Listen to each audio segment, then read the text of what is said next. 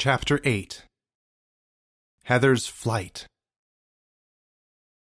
Heather was flying. She had never put this much energy into anything.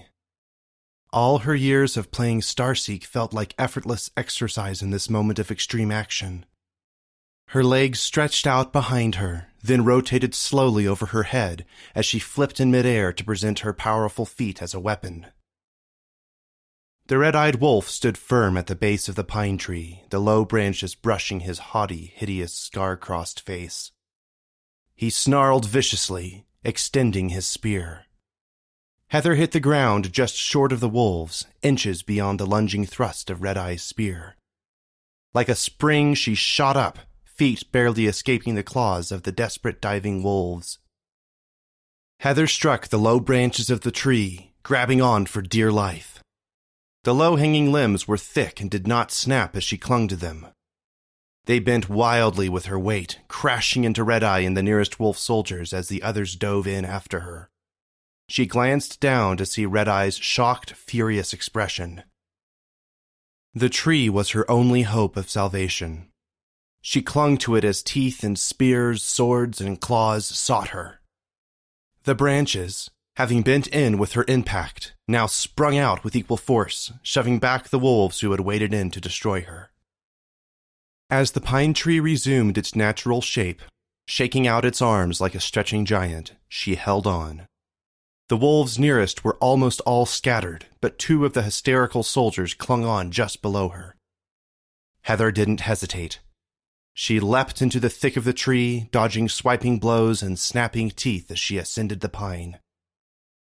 The two wolves recovered quickly and chased her through the limbs. She calculated as best she could, building momentum as she bounced back and forth between the limbs, then ran full speed across a long, sturdy limb. One of the wolves was inches behind her. As the limb bent with their weight, she once again coiled and launched as powerfully as she could. The wolf's snapping jaws closed on the air where, a moment before, Heather had been. She sailed through the air, this time from partway up the giant pine. Beneath her, she saw the wolves reforming in the terrible glare of Captain Red-Eye. He was shouting orders, and the wolves on the ground were forming up. They were recovering from the surprise she had given them. The second pine in Evergreen Row loomed before her. She landed much like she had before, though this time she was more prepared for the impact. She clung on hard, but when the limbs snapped back, she used the momentum it carried to propel herself up farther into the tree. She did not stop for a moment.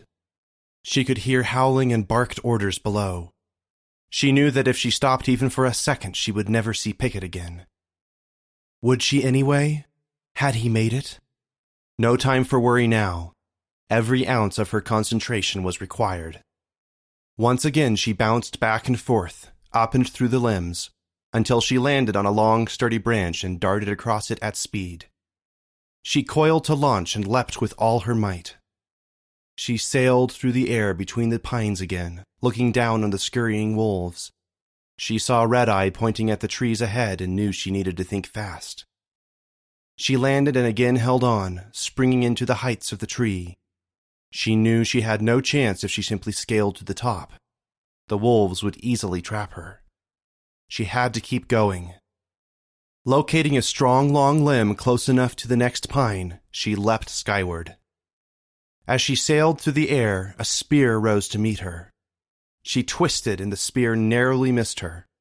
She turned again, unbalanced, and crashed into the next tree.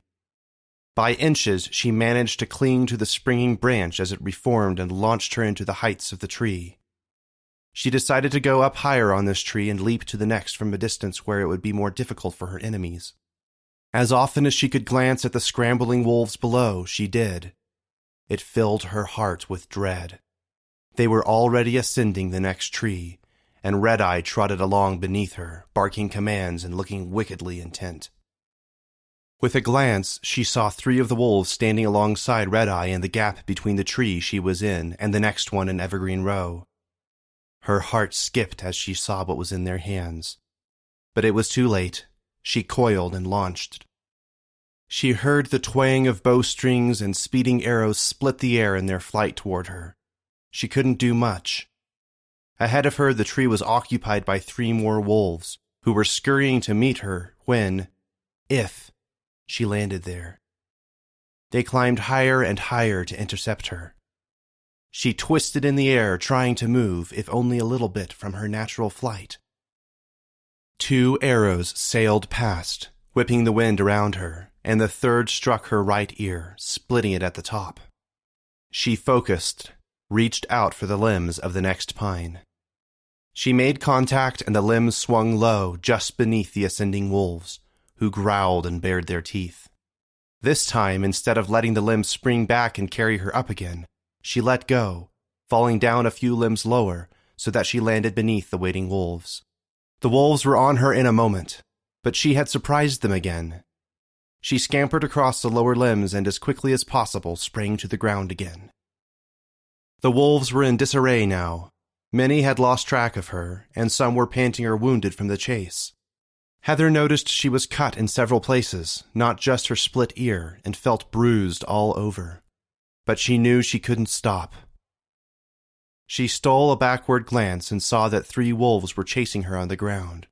One was right on her heels. Red-Eye. She was losing energy fast, but she leapt into the next tree, found a footing on a sturdy low limb, and zigzagged as Red-Eye lunged for her. He received a faceful of prickly pine, but recovered quickly and ran along the ground. His eye never left her. One of the other wolves followed her into the tree at great speed. He barreled toward her with all his strength, leaping at her. She dove out of his way at the last moment, and he careened with a sickening crunch into the trunk of the tree. She recovered quickly, striking out to snag a limb, and sprang back into a full run along the branches. The next tree was the last in Evergreen Row, and as far as she could tell, there were only 2 more wolves in close pursuit.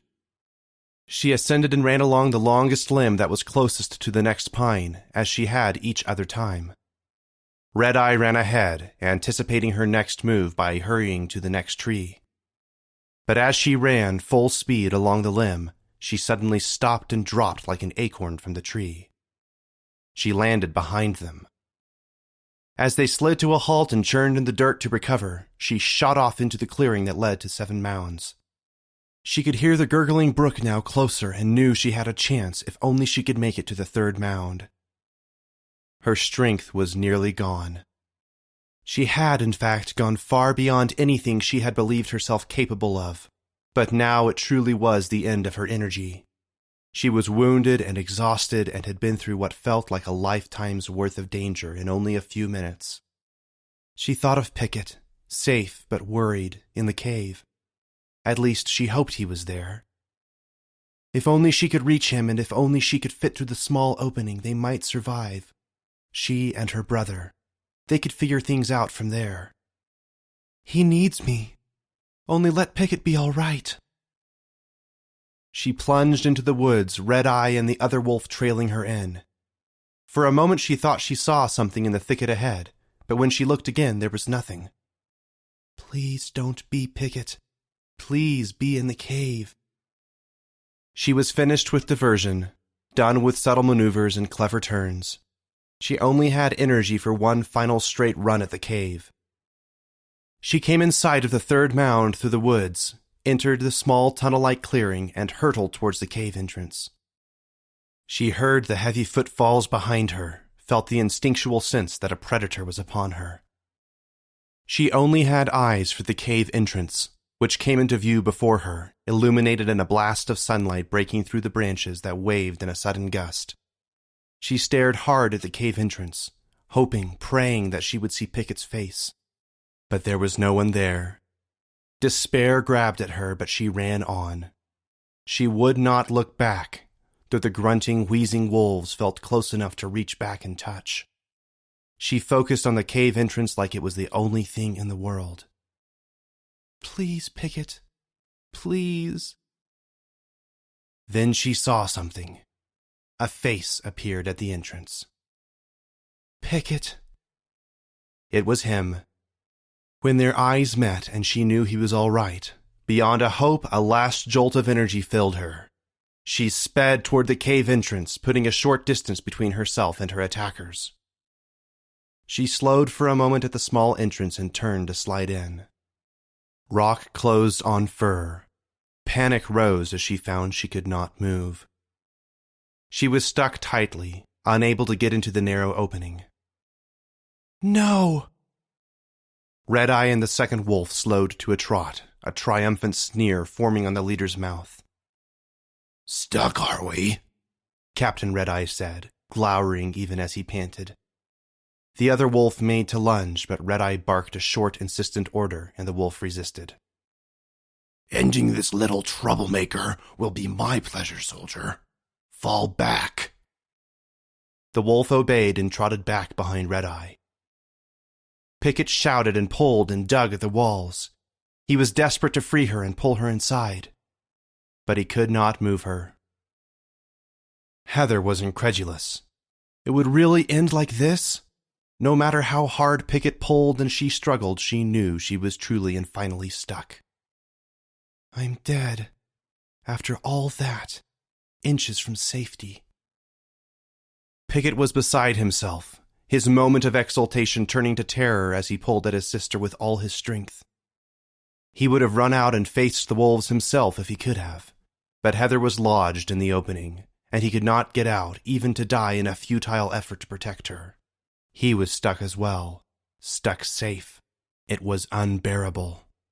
He didn't give up, but kept pulling on his exhausted sister, tearing at the rock to break open a path for her. But it was too late. Heather looked up wearily at Red-Eye, too exhausted now to think clearly. Was she imagining the faint hint of pity in his eye? She must have been, for when she shook her head, it was gone. He crept upon her with a cruel, gloating sneer. "This is the end, little rabbit," he growled, baring his razor-sharp teeth. "Thank you. The sport was exhilarating." Heather closed her eyes and whispered, "I love you, Pickett." But just when her eyes had almost closed, she saw a gray blur over Red-Eye's left shoulder. Her eyes shot open again. It was a gray rabbit hurtling towards them with his powerful feet coiled to kick. "Father, can it be?" Red-Eye couldn't see the gray shape because it sped toward them from his blind side. Surely the wolf behind Red-Eye had seen it. Heather waited for the powerful kick to land on Red-Eye, hoped it would come in time. But the rabbit passed the attacking wolf and stretched out his powerful feet and struck her. She felt the terrible blow on her shoulder, and everything went black.